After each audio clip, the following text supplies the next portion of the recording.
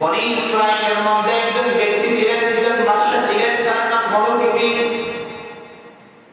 কিফিল বর্ণনা করছেন, বনি ইসরাঈলের জামানায় কিফিলের মতো শক্তিশালী ব্যক্তি এমন আর কেউ ছিল না। একদিনে বলা একজন নারী, মুসলমান নারী, তার কাছে সাহায্য করার জন্য এসেছে। মুসলমান নারী 7 দিন পর্যন্ত কিছু খেতে পারে নাই।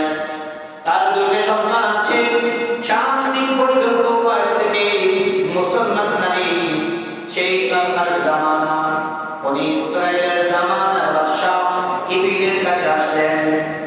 কিফিলের কাছে আসার পর ডাক দিলেন, ওগো বাদশা সাহেব, কিফিল সাহেব, আজকে আমি সহ আমার সন্তানাদি সহ একজন নবজাত শিশু সহ আজকে আমরা 7 দিন ধরে কিছু করতে পারি না। আমাদের ঘরের মধ্যে একটা খাওয়ার মতো কোনো জিনিস নাই। ওগো বাদশা সাহেব, আমাকে কিছু খাওয়ার জন্য আমার সন্তানগুলো ঠান্ডা বাঁচার জন্য কিছু দান করেন। তবে কিফিলের অভ্যাস ছিল, দুনিয়াতে কারো দান করা তার অভ্যাস ছিল না। দুনিয়াতে মানুষ থেকে লুটে ফেলে নেওয়া, মানুষের ধন সম্পত্তি ভোগ করার কিফিলের লোক ছিল। কিফিল আমার নারী অনেক সুন্দর ছিল।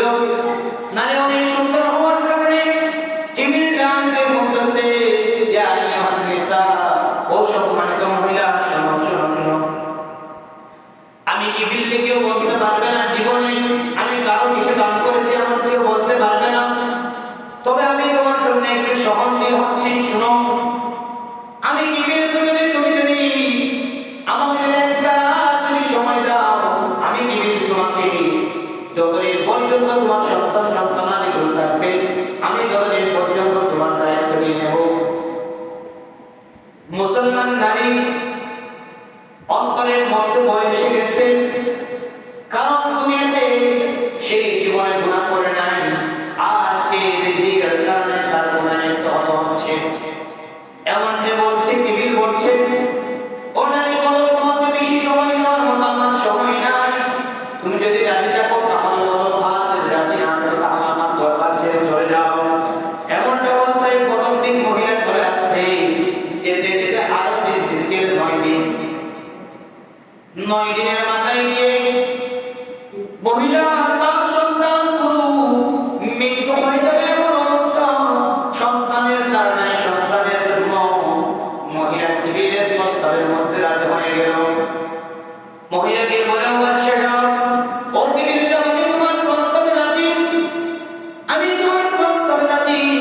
এই কথা বলার পরে কিফিল 3 তারিখ ঠিক করেছে। 3 তারিখ ঠিক করার পরে এমনটা অবস্থায় সেই সময় এসে গেল। সময় আসার পরে নারীর উপর সেই বিচার বিধিত হবে। এমনটা অবস্থায় কিফিল যখন গুনার কাজ যখন শুরু করবে, তখন মহিলা ডাক দিয়ে বলতেছে, ইত্তাকুল্লাহ, আল্লাহকে ভয় করো। ইত্তাকুল্লাহ বলার সাথে সাথে কিফিলের অন্তরের মধ্যে ঘন্টা দিয়ে দিল, ভয় লেগে গেল। কি বলছে মহিলা, কি শব্দ উচ্চারণ করছে, এমন শব্দ তো দুনিয়াতে আমি শুনি নাই, এমন শব্দ তো আমার জীবনে আর শুনি নাই। দ্বিতীয়বার আবার কিফিল যখন বিচারে যখন লিপ্ত হতে যাবে, এমন কেন আমার মহিলা ডাকতে পারেন, ইত্তাকুল্লাহ, আল্লাহকে ভয় করো। ও কিফিল আমার সতীত্ব নষ্ট করিও না, আল্লাহকে ভয় করো। যে আল্লাহ তোমাকে সৃষ্টি করেছে, যে আল্লাহ আমাকে সৃষ্টি করেছে, আর যে আল্লাহ তোমাকে বাদশাহী দান করেছে, আমি বান্দিকে যে আল্লাহ ভোগের বানিয়েছে, আগামী কালকে চাইলে, এই মুহূর্তে চাইলে সে আল্লাহ আমাকে ধনী লোক বানাইতে পারে, আমাকে তোমার বাদশাহী রাজত্ব করতে পারে, আর তোমাকে আমার স্থানে নিয়ে আসতে পারে। আল্লাহ আয়াতে কোরআনের আয়াতে শুনেছে, কুলিল্লাহুম্মা মালিকাল মুলকি তুতিল মুলকা মান তাশা ওয়া তানজিউল মুলকা মান তাশা ওয়া তু'ইজ্জু মান তাশা ওয়া তুযিল্লু মান তাশা বিয়াদিকাল খায়র ইন্নাকা আলা কুল্লি শাইইন কাদির। এই কথা বর্ণনা করে দিয়েছেন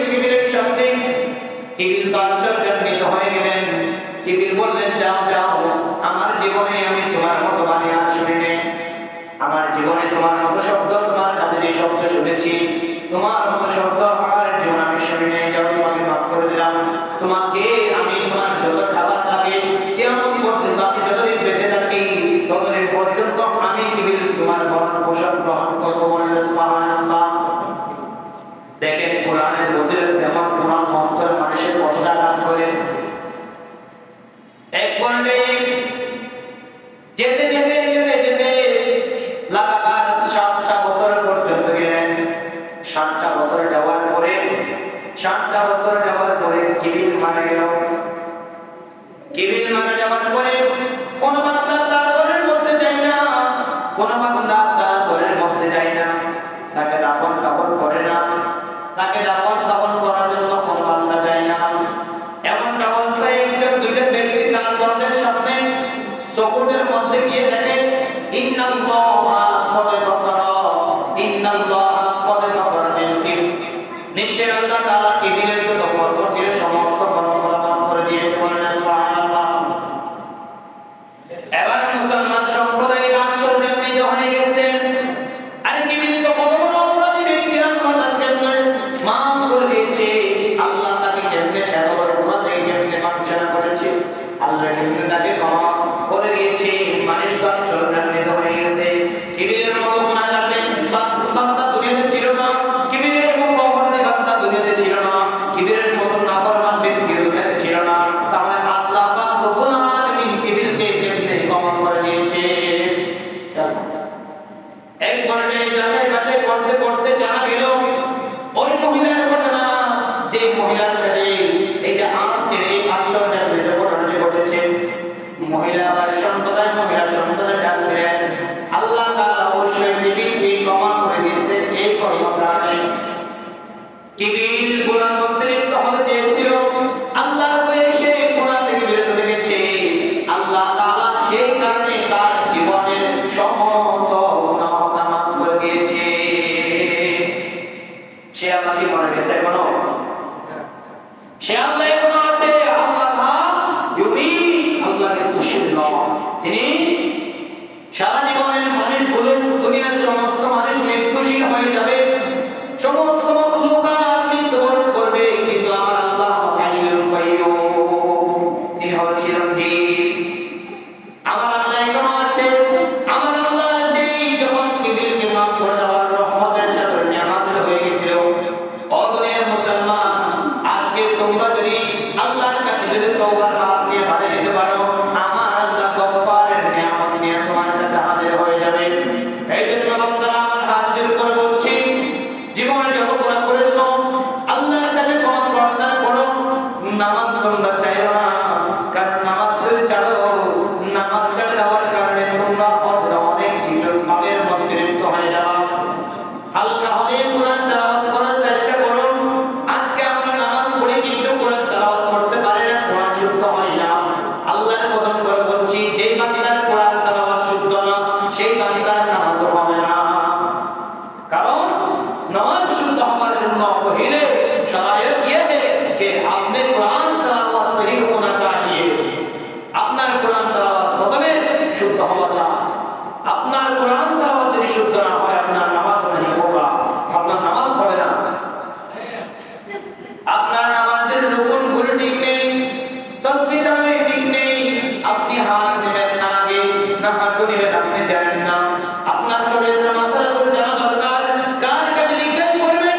আল্লাহ তাআলা কোরআনে বর্ণনা করে দিয়েছেন, ফাসআলু আহলাল যিকরি ইন কুনতুম লা তা'লামুন।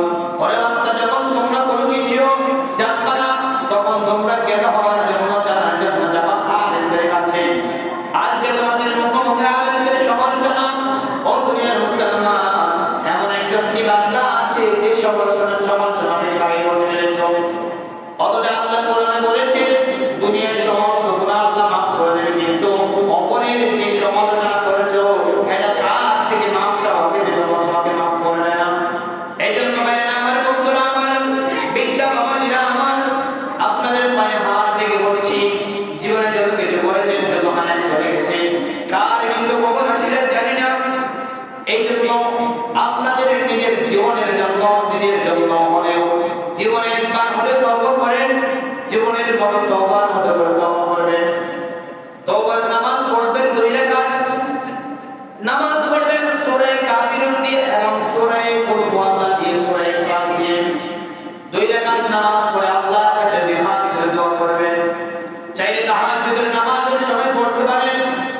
ফাহুম কলিলুন, ওই সময় মানুষ কমে ওঠে, আল্লাহ তখন রহমত নিয়ে বেশি হাজির হয়।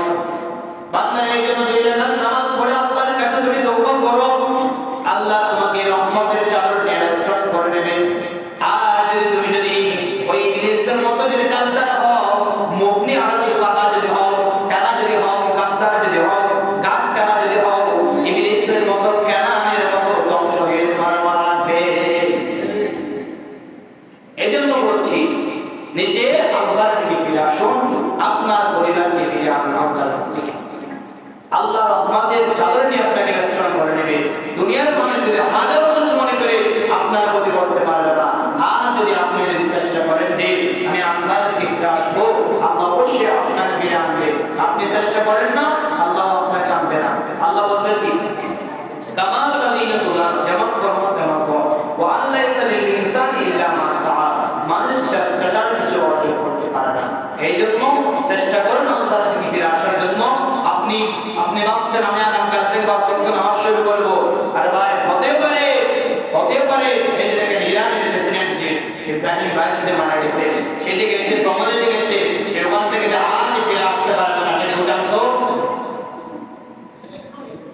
ইরানের প্রেসিডেন্ট জানতো না সে যে জীবিত থাকবে না, না হলে ওই জায়গায় সে যাইতো না, হেলিকপ্টার করে যাইতো না, কারণ মৃত্যু থেকে বাঁচার জন্য, মৃত্যু থেকে বাঁচতে সবাই চায়। ওরে বান্দা, তোমার মৃত্যু কখন কিভাবে হবে তুমি জানো না। এই জন্য বলছি একটা সেকেন্ডের বিশ্বাস নাই। আমি যেখানে কথা বলছি কিছুক্ষণ পরে কথা বলবো এমনটাও বিশ্বাস নাই। এই জন্য বান্দা তওবা করে আল্লাহর দিকে ফিরে এসো, আল্লাহ তাআলা অবশ্যই তোমাকে মাফ করে দেবে। যেভাবে মাফ করে দিয়েছেন কিবির এত গুনাহ কাজ করার পরেও আল্লাহ স্পষ্টভাবে তার দরজার জবরের মধ্যে রেখে দিয়েছিল, ইন্নাল্লাহা ক্বাদ গাফারা লিল কিফরি, দেখছে আল্লাহ তাআলা কিবিরকে মাফ করে দিয়েছে। মানুষ সবাই পাপ হয়ে গেছে, বনি ইসরাইলের মানুষগুলো আল্লাহ এত বড় রহমান, এই কিবিরকে যদি মাফ করে দিতে পারে, আর তুমি তো উম্মত মুহাম্মাদের লোক, তোমাকে